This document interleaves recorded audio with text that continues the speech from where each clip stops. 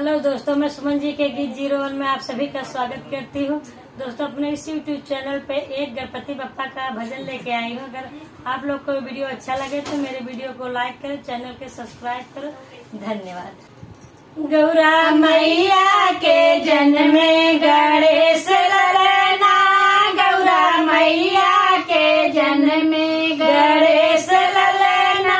ब्रह्मा ले आवे चंदन के पलना,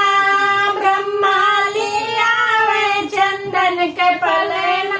शारदा मैया झूलावे हंसे ललना, शारदा मैया झूलावे हंसे ललना,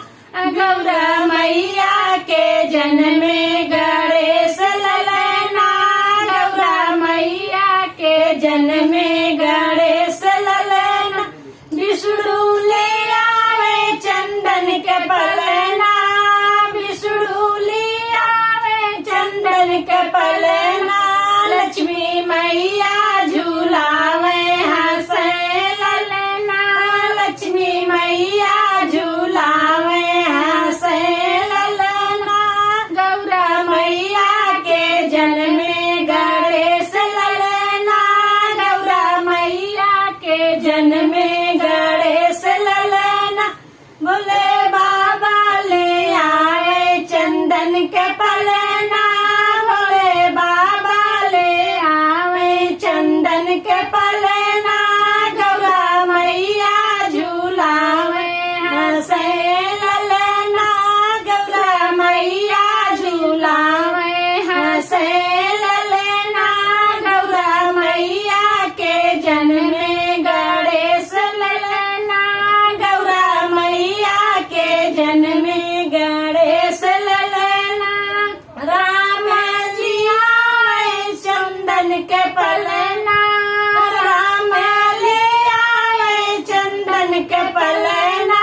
सीता मैया झूलावे हंसे ललना,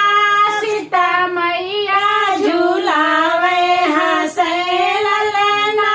गौरा मैया के जन्म में गणेश ललना, गौरा मैया के जन्म में गणेश ललना, कृष्ण ले आवे चंदन के पलना, कृष्ण ले आवे चंदन के पलना, रुक्मिणी मैया झूलावे हंसे ललना, रुक्मिणी मैया झूलावे हंसे ललना, गौरा मैया के जन्म